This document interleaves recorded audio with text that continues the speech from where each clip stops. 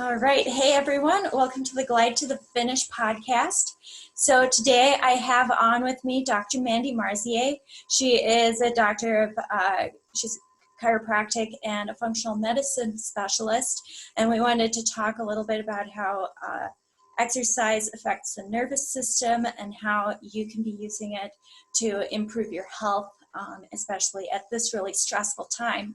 So welcome, Dr. Mandy. How are you doing? I'm doing great. How are you? Great, thanks. Awesome. So I would love for you to start off. I know you're a runner yourself, and talk a little bit about your journey with running, how you became a chiropractor. Yes, so that's very interesting because running is how I became a chiropractor. So I've been running my whole life. I was a competitive cross country and track athlete in high school and college. I kept running into my 20s. I ran my first marathon in my 30s, which was in 2005. So I've been a lifelong long distance runner. Eventually my adrenals crashed in my late 30s and I couldn't run anymore. It took about 6 years of healing my body and I was able to get back to running after that. And now I've run a few half marathons and I was training for Boulder, but life had different plans for us here. And running, like I said, is how I found chiropractic. So I was training for my first marathon. I think I trained for 3 marathons before I actually made it to the starting line healthy.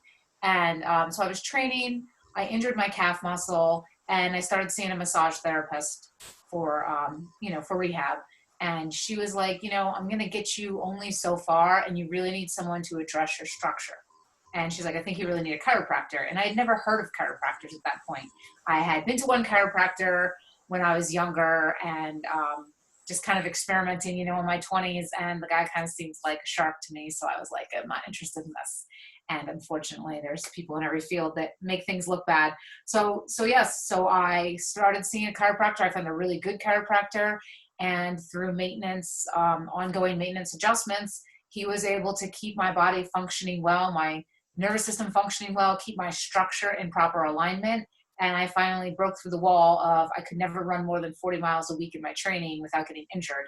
I finally broke through that wall, ran my first marathon, and I've been in love with chiropractic ever since.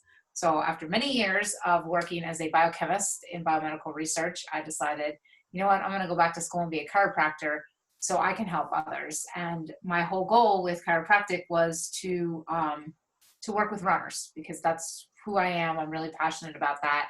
And my adrenals crashed when I was in chiropractic school. So that's kind of where my functional medicine piece comes in. I started to learn all about hormone health. It's sometimes our own journeys that take us somewhere. So I learned all about hormone health and healing your hormones and really healing the body from the inside out. And that's what made me more passionate about functional medicine and also really looking at, the core of the nervous system. Like my nervous system had to be functioning optimally for me to be able to withstand the stressors of running, let alone running things like marathons and stuff like that. So that's kind of my journey. Yeah, that's really awesome. Yeah, that's so interesting. Like, I think that that getting regular massage and chiropractic and that self-care is so important for runners to be able to keep running because an injury can knock you out for a long time. Mm-hmm. But yeah, so I would love for you, just with your expertise in hormones and the nervous system, to tell us a little bit about how exercise affects the nervous system and how we can use it to help benefit us. Yeah, so your nervous system is the master controller of your body. It's how your brain and your body communicate back and forth.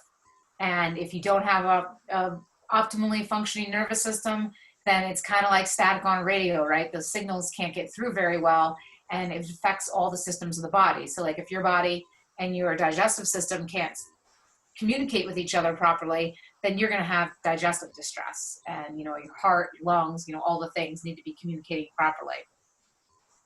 So people often look to outside things to help with symptoms and things like that. But what we often need to look at is how's that master controller functioning? How are all the systems dancing together and helping us to function and live an optimal life?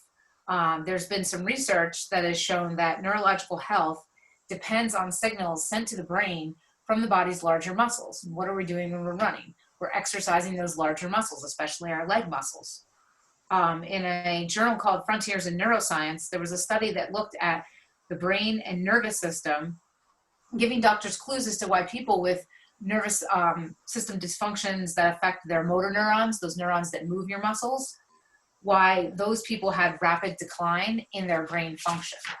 So we need to be moving all the time. And we're currently in a culture, especially right now, with most of us being stuck at home all the time, where we're doing what? We're sitting a lot, right? And our bodies were not designed to sit 8, 10, 12 hours a day. And I always tell my practice members that are, that have a job where they sit at a desk all day, I'm like, you are training for a marathon every single day of your life, because being able to sit that long is training for a marathon. So our bodies were intended to be active, running, walking, squatting, using our leg muscles to lift things. And good neurological health isn't just a one-way street. So you need those signals going back and forth. There's something called proprioception, which is where when we're moving, it sends these signals to the brain. Proprioception is like food for your brain. Your brain just loves it. It's kind of like if you've been sitting at your desk all day and you go take a walk around the block during your break, how much more alive do you feel, as opposed to if you just like reach for a cup of coffee or something. So that's kind of how exercise affects the nervous system. And exercise is also, our nervous system is, physical, chemical, and emotional. So exercise is also releasing hormones and chemical messengers that go to your brain that make you feel happy, right? They call it an endorphin rush for a reason. So when we exercise, when we run, we actually feel happier. It lifts our mood. It helps decrease depression and anxiety and all those kinds of things, which is what we need now. And an even better thing is that most of the time that we're running, I know sometimes we're running on treadmills inside, but most of the time we're running outside. And being outside in nature is very restorative for both your mind and your spirit. And physically, breathing in the fresh air, getting the oxygen off the trees and things like that, just being out with Mother Nature is really restorative to your body and really helpful to get away from things like being at the computer screen all the time, which can actually have negative impacts on our nervous system and brain.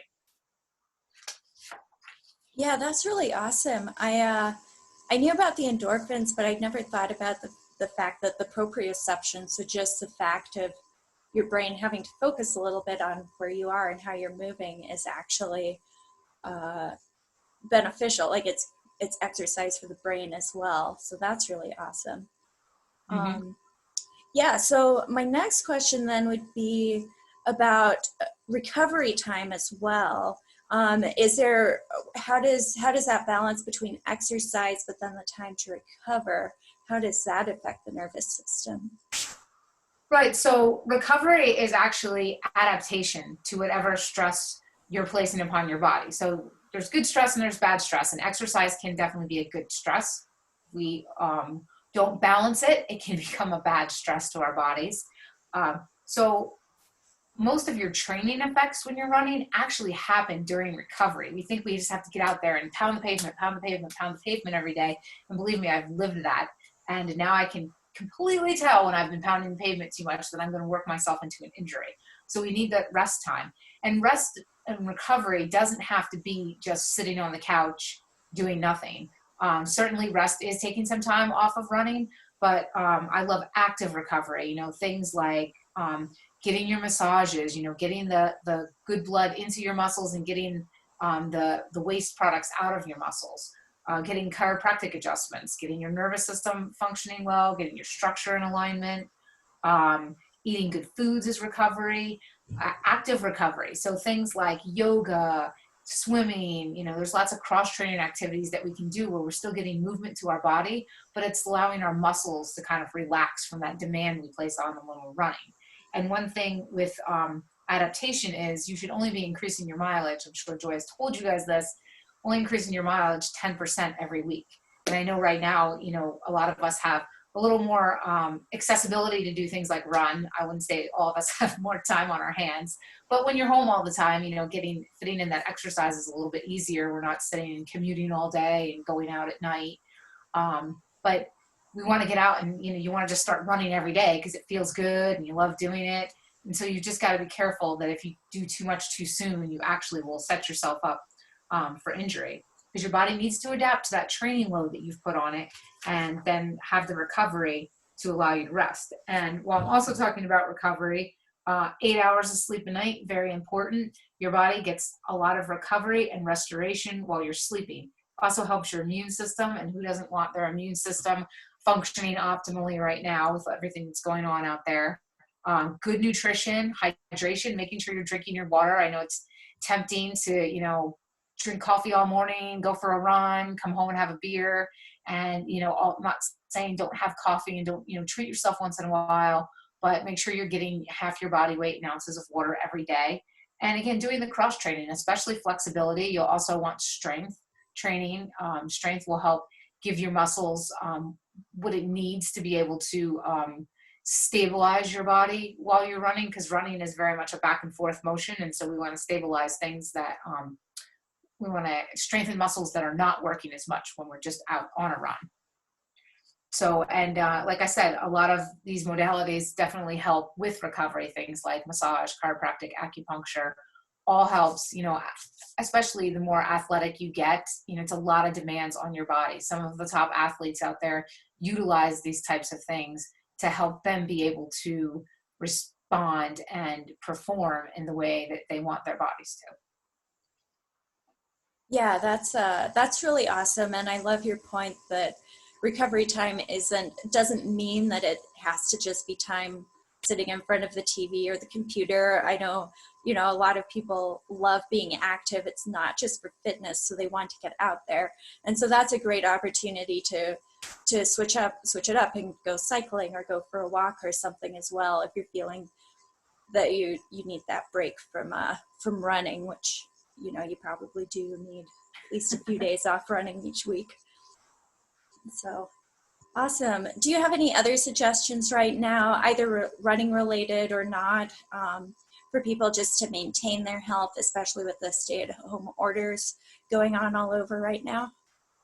Yes. So, I deal with the nervous system and stress every day. This is kind of my jam. So, we have a saying at Vital Family Chiropractic: eat well, think well, and move well. So all of those things really help your body function more optimally and decrease the stress on your nervous system. So stress can be physical, chemical, and emotional. So we want to be addressing all of that. And right now, most people say, they're on a roller coaster of emotions. There's a lot going on in the world right now. And so we have to do the things that we can to keep our stress levels down. So running is a great thing. It's a wonderful outlet, get you outside. Some other things that you can do is sleep. As I said, sleep is very restorative, very important for your nervous system. So making sure you're getting your 8 hours of sleep every night. I know a lot of us have sacrificed sleep so we can get those workouts in the morning. I think most of us can say, with how we're all working from home now, we can find a way to put our workouts into our day without having to get 4 hours of sleep to do it. Eating healthy. I know the temptation right now is when I go to the grocery store, the fresh fruits and vegetables are always available and all the baked stuff is gone, or the baking mixes. And I'll admit, I love to bake. It's how I relieve stress. And so I've been baking a lot. I've been trying to make healthier choices and maybe only bake once a week instead of every other day. But making sure you're eating healthy, getting your fruits and vegetables, eating as much colors of the rainbow as you can, getting your good quality proteins in. Protein's is really important for runners too. We think that weightlifters need a lot of protein, but endurance athletes actually need more protein per kilogram of body weight. So definitely making sure you're getting your protein, that you're being careful about things that have, the glyphosate in it, like, wheat products and all the processed food. I always tell people, eat less packaged food. I know it's tempting right now to buy a lot of packaged food because we're somehow worried that the apocalypse is coming and that we're not going to be able to get to our grocery stores, but they're there, they're open, they're stocking, and there's no talk of them shutting them down. So it's okay to breathe and say, you know what, I can buy some fresh fruits and vegetables. And I know I just learned here in Colorado that they're going to be, a lot of the farmers are having extra CSA shares because they're not sending as much produce to restaurants right now. And I've heard Boulder County is maybe going to have a drop off in Longmont for fresh produce and things like that. So just get on Google and find that stuff out. Maybe that's a little better than sitting around reading the news and hanging out on social media right now. But making sure you're eating healthy, that you're nourishing your body. Water, half your body weight in ounces every day, and you really need an extra 8 ounces for every dehydrating drink that you have. So I tell people, like, if you're having a cup of coffee in the morning, I'm not saying, oh my gosh, you have to have extra water. But if you have a lot of coffee or you have a few drinks at night, make sure you're having extra water for that. And that'll really help you. A lot of people don't realize that afternoon slump we feel is often related to dehydration. So we want to make sure we're hydrated, because if we're trying to go for a run after work, how much energy are we going to have to run if our body's dehydrated? Moving well, I mentioned, doing flexibility stuff, especially the more we're sitting, we want to be moving our body, moving our spines. If you sit in the same position for more than 20 minutes, your tissues find a new normal.